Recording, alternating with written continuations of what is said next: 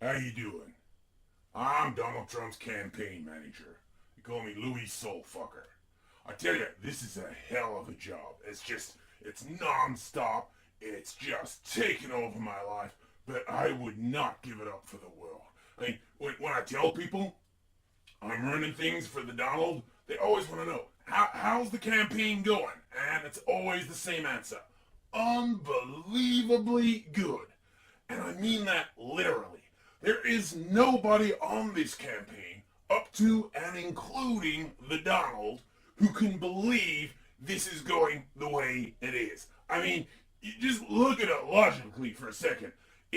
No sane person could see Donald Trump as someone fit to be president of the United States of America. The man's a freak. And I mean, I say that with love. I'm a freak myself. I hate goody two-shoes. But, I mean, you think you know how bad he is? Like, the divorces and the womanizing? Man, you don't know the half of it. Oh, God, if you knew what I knew. I mean, look, I don't want to say too much, but if you don't like the idea of kittens being sodomized, you don't want to know everything about Donald Trump, is what I'm telling you.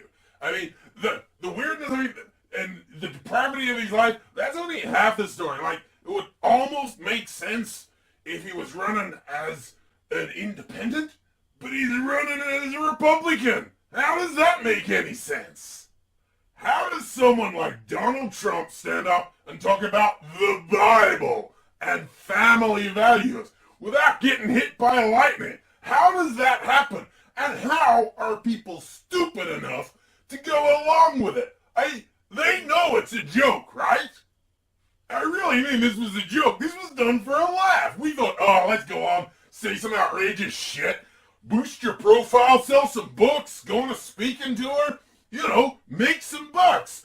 But the hell? I mean, we didn't think we would last halfway to the first caucus vote, let alone be the front runner. What in God's name is happening? Who could possibly like the Trump that's campaigning? I mean, he's mean, nasty, spiteful, says really stupid things. I mean, okay, like, I know I just described a big chunk of America, but they ain't running for president. He is, and apparently he's winning. You know, when it kept going on, we started taking bets on what would be the tipping point. What would knock him out?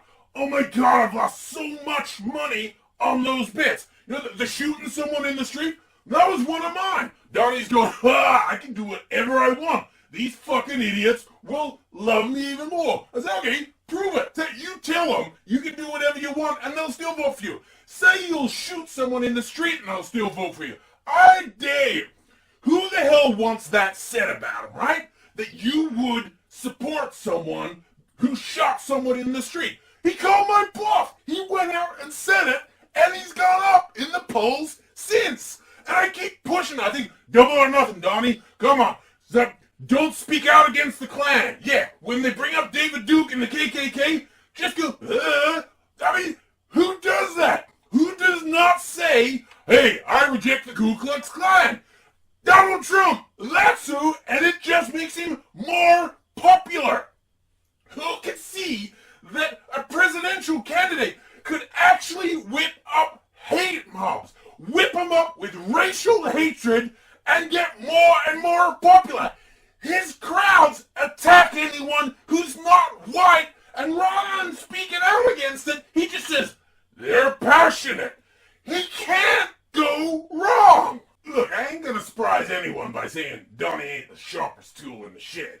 But he knows people. Hell, I've had my life in PR. I know people. People are stupid, greedy, and self-centered, and easy to manipulate. But Donnie, he's gone beyond the art of the deal. He's a force of nature now. I don't see anything stopping him. You can point out what's wrong with him, and it doesn't matter. Like, you see, he's a demagogue. In the words of the great H.L. Mencken, look it up, goddammit. Read a book for once, you kids. Great commentator of the 20th century. He described a demagogue as someone who says what they know isn't true to people they know are idiots. That's Donnie. He knows what's going on. He's in on the joke. And the punchline is the America that comes out of this mess. Hopefully sweaty, awfully sweaty. Okay, hey, look, I'm doing something. Those of you who been around for a while know I used to wear masks all the time.